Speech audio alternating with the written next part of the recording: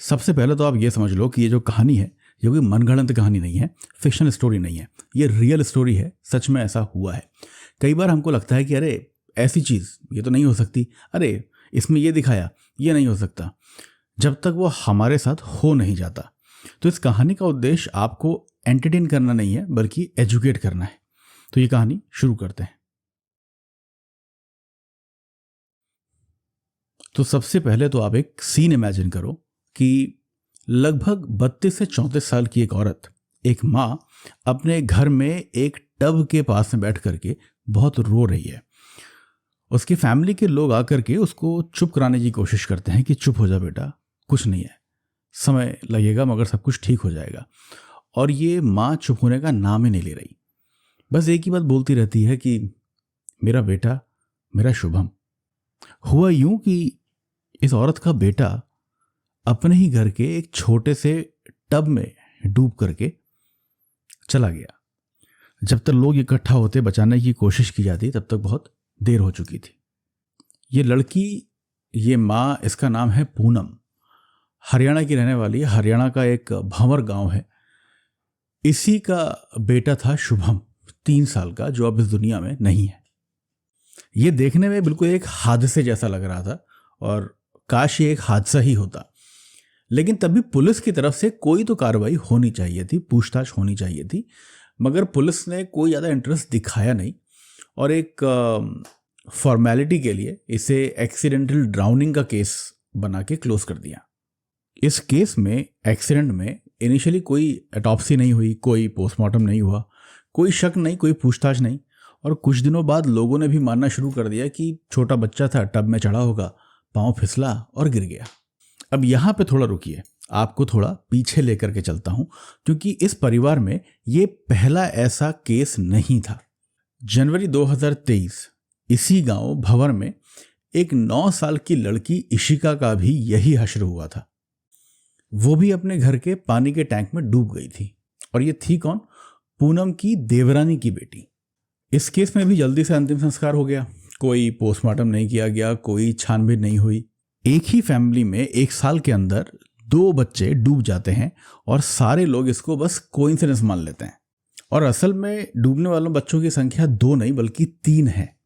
अगस्त 2025 में हरियाणा के सिवाहा गांव में एक और 6 साल की बच्ची जिया, वो भी पानी की टंकी में डूब जाती है।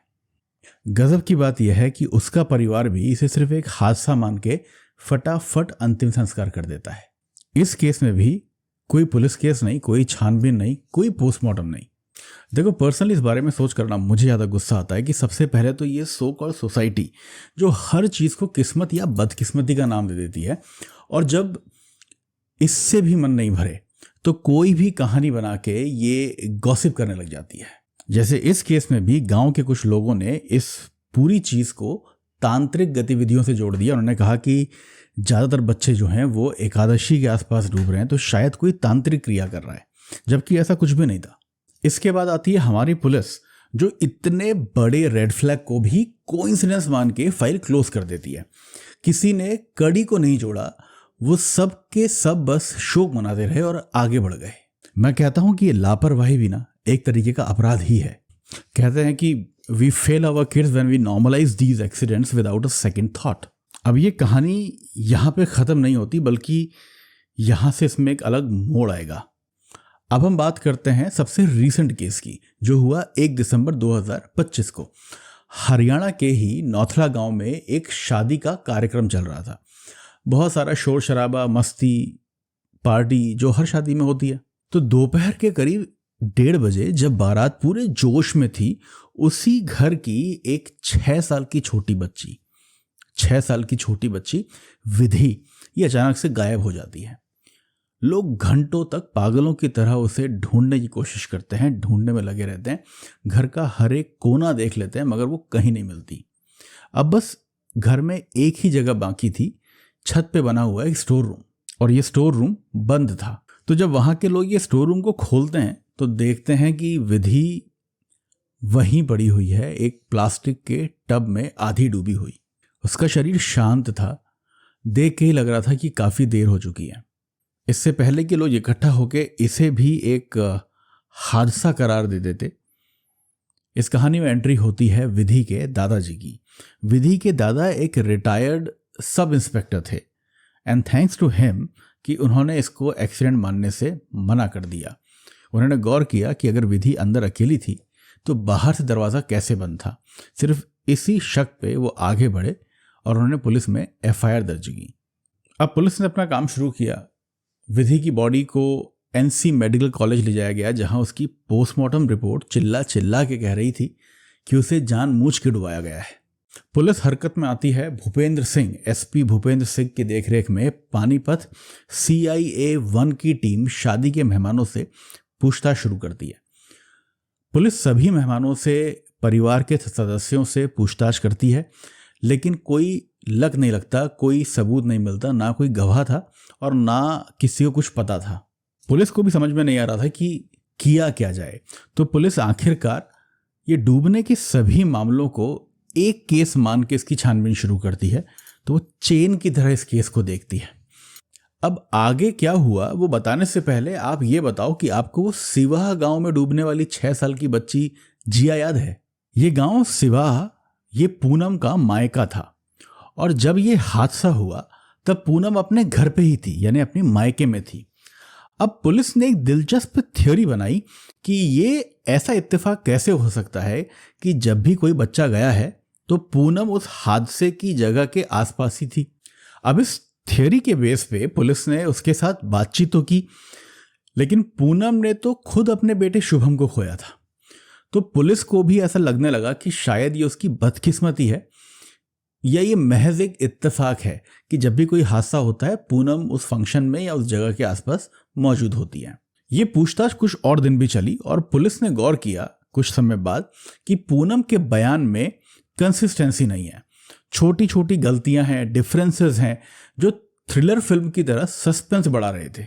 और फाइनली 3 या 4 दिसंबर 2025 को कहानी में एक शॉकिंग कन्फेशन आता है पूनम की तरफ से।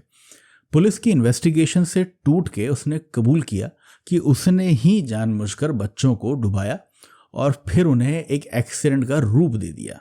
बट इतना कुछ होने के बाद भी पुलिस के मन में, और ये कहानी यहाँ तक पढ़ के मेरे मन में एक सवाल था कि इतने छोटे बच्चों से आखिर किसी की या पूनम की क्या दुश्मनी हो सकती थी। और पूनम का कोई पास्ट क्रिमिनल रिकॉर्ड नहीं था, पूनम कोई हिस्ट्री शीटर नहीं थी, इनफैक्ट वो पढ़ी लिखी थी। कुछ लोगों के अनुसार पूनम ने बीएड कर रखा था और कुछ के हिसाब से उसके पास एमए की डिग्री थी। इस बात का जवाब तो मिला, मगर वो जवाब ऐसा था कि जिसकी कल्पना मैंने तो नहीं करी थी। मुझे पता भी नहीं था कि ऐसी कोई बीमारी होती है और इस बीमारी में आदमी ऐसा भी कुछ कर सकता है। जब इसका मेंटल हेल्थ चेक किया गया पूनम का, तो पता पड़ा कि इसको एक मेंटल हेल्थ इशू है।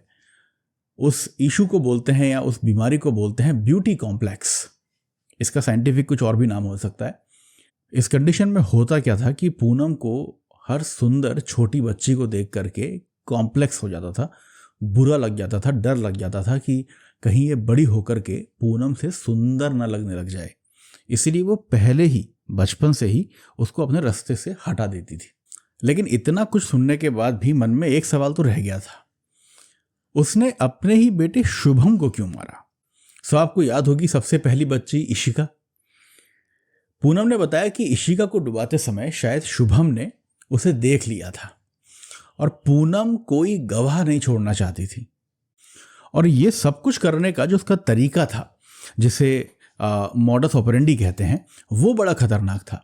वो 48 घंटे पहले अपने टारगेट पर नजर रखती थी, फिर नकली प्यार या अपनापन दिखाकर उनका विश्वास जीतती थी, फिर किसी भी फैमिली फंक्शन में पहुंच के उनको फुसलाती थी और फिर उनके सर को टैंक या टब में डुबा देती थी। इतना करने के बाद वो पूरे सीन को इस तरीके से सेट कर देती थी कि आसपास के लोगों को सच में लगता था कि खेल खेल में एक हादसा हो गया। पूनम तो अब हिरासत में है, लेकिन पुलिस अभी भी पता लगाने की कोशिश कर रही है कि ये 4 ही बच्चे थे या इनके अलावा भी कोई और बच्चे हो सकते हैं। लेकिन मुझे एक बात बताओ कि परिवार के सदस्यों को कोई भी संकेत या अंदाजा कैसे नहीं मिला? एक ही दायरे में 4 बच्चे चले गए और सभी डूबने से क्या किसी को कोई पैटर्न महसूस नहीं हुआ? और पुलिस को, उनको तो समझ में आ जाना चाहिए था ना क्या उनको हमेशा किसी के एफआईआर लिखाने का वेट करना पड़ता है? वो खुद अपनी पहल पे जांच क्यों नहीं शुरू कर सकते?